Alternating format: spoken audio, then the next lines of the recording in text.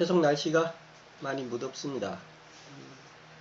그럼에도 불구하고 평안한 날들을 이루어 가시길 빕니다. 오늘은 마가복음 1장 1절 새로운 시작을 위하여 라는 제목으로 이야기를 나눠보도록 하겠습니다. 이야기 기법은 단일하지 않습니다. 그럼에도 일단 일대기 형식을 취한 것이라면 청중이나 독자는 당연히 그 일대기가 한 사람의 어린 시절부터 시작될 것이라고 기대할 것입니다. 물론 요즘 우리가 접하게 되는 것들에선 이런 형식이 깨어지기도 합니다. 즉 처음이 아니라 이야기의 중간에서나 나올 법한 한 사건에서 시작해서 이야기를 풀어나간다는 점입니다. 한데 서사적 기법의 관점에서 보면 마가의 아르케란 두 번째 의미, 즉 중간부터 시작하는 경우에 해당한다고 할 수 있습니다. 그러니까 마가의 이야기는 마태와 누가와 달리 예수의 어린 시절부터 시작하는 것이 아니라 예수의 성인기부터 시작한다는 점입니다. 때문에 초기 교부들 사이에선 이게 무슨 시작인가라고 의문을 품고 마가의 이야기를 홀대하는 일도 벌어지기도 했습니다. 그 예로 유세비우스에겐 마가의 이야기가 베드로의 회고담으로 전승의 신뢰성을 높이는 것이었으나 알렉산드리아의 클레멘트에겐 이 마가복음서를 베드로가 금하지도 승인하지도 않은 애매모호한 것으로 취급되었다는 것을 들 수 있습니다. 그만큼 마가가 제시한 아르케, 즉 어린 시절이 아닌 성인기부터 시작되는 이야기란 교부들 사이에서도 설왕설래를 불러일으키기도 했습니다. 하지만 이 외에도 마가가 제시하는 아르케는 여러가지 물음을 갖게 합니다. 이 아르케라는 단어는 어떠한 의미에선 자기 이전에는, 즉 마가 자신 이전에는 복음과 관련해 제대로 된 예수에 관한 이야기가 없었다고 선언한 것처럼 들리기 때문입니다. 이와 관련해 마가의 아르케란 단어가 시작이란 뜻도 되지만 규범, 권위 혹은 지배의 의미를 갖는다는 점은 시사하는 바가 크다고 할 수 있습니다. 그리고 서술적 양태는 다르지만 이 점은 누가복음서에도 확인되는 바이기도 합니다. 누가복음 1장 2절에서 3절에서는 누가는 자기 이전에 여러 사람들이 예수에 관한 이야기를 쓰려고 붓을 들었다는 걸 알지만 자기는 근원부터 자세히 살폈기에 쓴다고 말합니다. 다시 말해 이것은 자신이 말하는 예수에 관한 이야기가 이전의 이야기들보다 좀 더 충실하고 좋은 판본이라는 의미일 수도 있다는 점입니다. 따라서 마가의 아르케도 누가처럼 자기 이전에 예수에 관한 다양한 전승들이 있지만 자신이 말하는 이야기가 어떠한 의미에선 절대적인 시작을 지닌다고 하는 것과 다를 바가 없습니다. 그렇다면 이로써 마가가 의미하고자 했던 바는 자신의 이야기와 함께 비로소 제대로 된 복음이 탄생됐다고 하는 것일까요? 적어도 그것은 아닐 것입니다. 왜냐하면 마가가 쓴 복음이라는 용어는 바울에게서도 발견되는 용어이기도 하기 때문입니다. 예수 그리스도라는 단어 역시 마가 시대의 교회들이 흔하게 사용하던 용어이기도 합니다. 그러니까 바울처럼 그리스도라는 단어가 이미 하나의 이름처럼 기능하고 있다는 점입니다. 기름을 부음받은 자, 고로 정치적 해방을 뜻했을 수도 있는 메시아라는 용어가 더 이상 이 세상과 관계가 없는 비정치적 메시아로 이해된 셈입니다. 물론 마가복음 12장 35절에서 알 수 있듯이 마가는 그리스도라는 용어가 다윗과 관련한 정치적 표상을 지닌다는 것쯤은 이미 잘 알고 있습니다. 그럼에도 그는 바울처럼 그리스도란 말을 예수와 함께 접목시켜 쓰고 있습니다. 그러니까 그리스도라는 명칭이 하나의 이름으로 기능하고 있다는 점이죠. 왜일까요?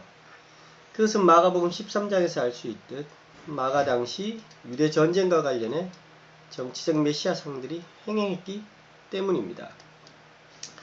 때문에 마가는 바울처럼 젤롯적인 정치적 메시아 상에 맞서 복음을 다시 정의할 필요가 있었던 셈입니다. 하지만 그럼에도 1장 1절에서 마가가 제시하고 있는 복음과 예수 그리스도라는 용어는 바울과는 다른 양상을 취합니다. 왜냐하면 바울에게선 마가와 달리 예수의 생애가 서술되어 있지 않기 때문입니다. 바울에게선 잘 알다시피 예수의 죽음과 부활이 지배적입니다. 예수의 가족이 누구이며 언제, 어디서, 어떻게 예수가 자신의 일을 시작하게 되었는지, 그리고 기타 등등 여러 가지에 관해서는 우리가 듣지 못합니다. 하지만 마가는 바울과 동일한 의미의 복음이라는 용어를 쓰면서도 바울과 달리 예수의 삶을 적시하고 있습니다. 이러한 점에서 어록으로만 구성된 큐문헌이나 도마복음서와도 또한 판이하게 다르다고 할 수 있습니다. 마가와 달리 큐문헌과 도마복음서에서는 기적, 부활, 십자가 처형과 같은 이야기들이 존재하지 않는다는 것은 잘 알려진 바가 아닙니까? 그러므로 마가의 이야기는 복음에 관한 규범적인 하나의 절대적인 시작을 시도한 것이었다고 할 수 있습니다.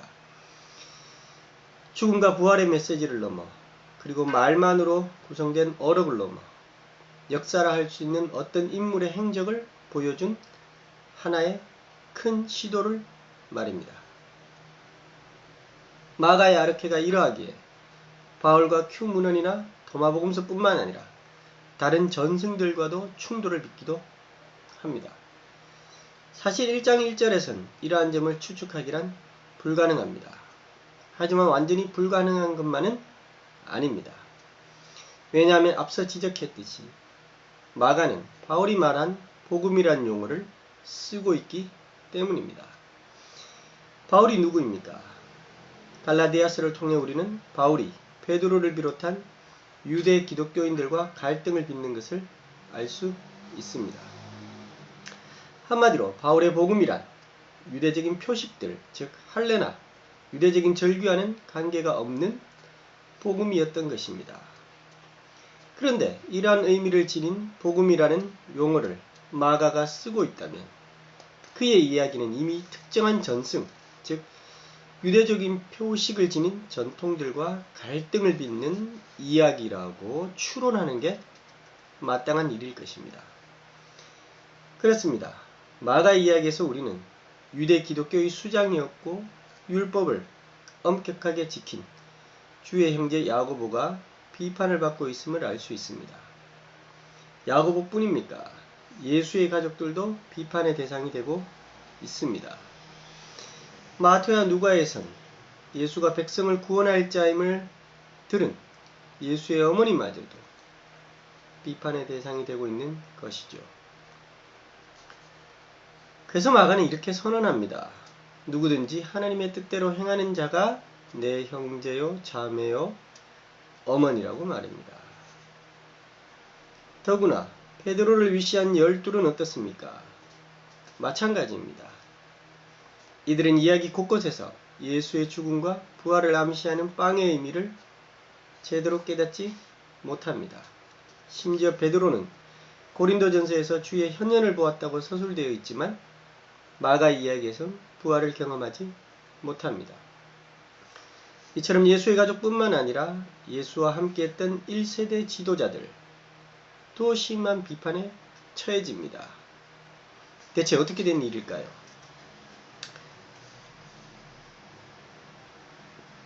그렇다면 마가 이야기는 도대체 누구를 위한 것이었을까요? 다시 말해 마가의 아르케란 누구를 위한 것이었을까요? 그러니까 마가가 말한 예수 그리스도에 관한 복음의 시작이란 누구에게 의미 있는 시작이었던 셈일까 하는 점입니다. 이에 관한 좋은 예는 바로 7장에 제시된 수로보니게 여인에 관한 이야기입니다. 여기서 예수는 이방인 여인과 언쟁을 벌입니다. 이방인을 개라고도 욕하기도 하죠. 하지만 이 여인은 예수와 맞짱을 뜨고는 결국 예수로부터 빵에 대한 권리를 얻어냅니다. 이뿐이 아닙니다. 알다시피 마가복음 13장에서는 복음이 다른 이방 민족으로 전해져야 한다고 말합니다.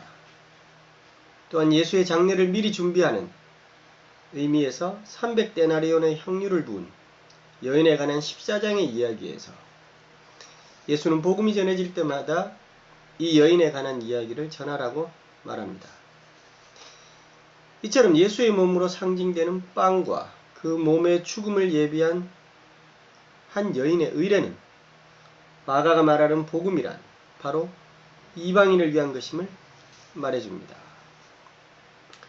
죄인으로 이해되던 이방인이 하나님 나라에 참여하는 계기가 된 셈이죠. 그것도 유대교의 표식을 완전히 벗어버리는 혁명적인 이야기를 동원해서 말입니다. 때문에 자연스럽게 유대계노에서 의례적으로 배제되었던 자들, 즉 부정한 자들, 질병에 걸린 자들, 귀신 들린 자들, 매춘부와 세리가 하나님 나라에 참여하게 됩니다. 그러므로 마가의 아르케란 자기 이전의 전통들에 대한 논쟁적인 참여였다고 할 수 있습니다. 그리고 이 논쟁적인 참여는 마가로 하여금 아간벤이 말한 호모사케르, 즉 쓰레기같이 취급받는 인생들을 돌아보는 하나님 나라를 의미하는 것으로 복음을 새롭게 정의하는 계기가 되었다고 할 수 있습니다. 그것도 유대전쟁이라는 참혹한 상황에서 말입니다. 전쟁과 관련한 정치적 문화적 거대한 서사들이 해집고 들어와 삶을 파괴하고 삶을 뿌리채 뽑아버린 상황에서 말입니다. 마가는 일상의 서사로 이 거대 서사들을 붕괴시킵니다. 그리고 새로운 이스라엘을 건설하기를 원합니다. 문화적, 정치적, 종족적으로 얼룩진 적대적 담론을 예수 그리스도라는 복음으로 치유하기를 원했던 것입니다. 물론 그의 서사가 이러한 점에서 약점을 지니고 있습니다. 로마라는 거대 서사를 제대로 성찰해내지 못하는 점은 있습니다. 한 예로 마가에서 빌라도는 아주 괜찮은 인물로 그려지고 있지 않습니까?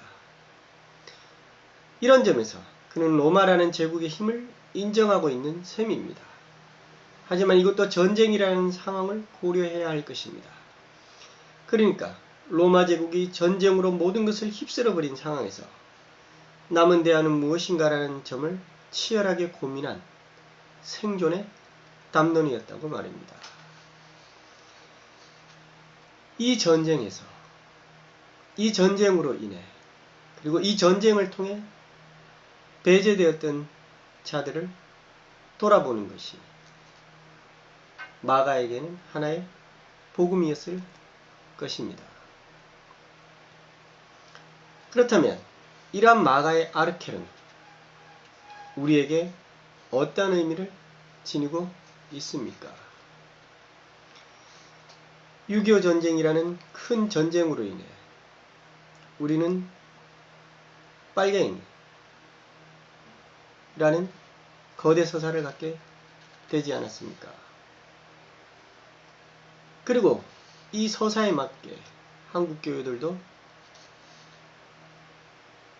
논의를 진행해 왔습니다. 하지만 마가의 이야기를 읽은 사람이라면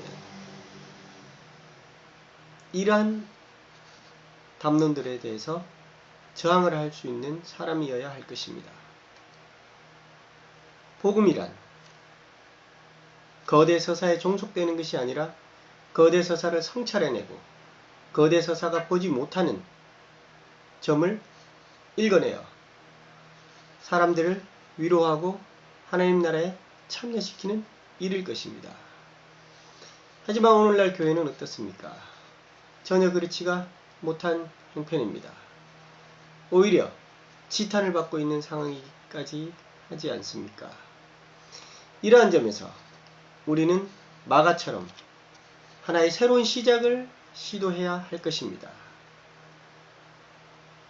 전쟁으로 인해 복음을 거대 서사에 종속시킨 1세대 지도자들의 이해를 붕괴시켜야 하며, 그리고 그 붕괴 이면에 보지 못했던 사람들을 새롭게 성찰하고 발굴해내고, 그럼으로써 그들을 위한, 아니 그들에게 깊은 세례를 받는 그런 이야기를 통해서 새로운 복음을 우리가 만들어내야 할 것입니다. 이것이 마가가 주는 아르케라는 의미가 아닐까 싶습니다.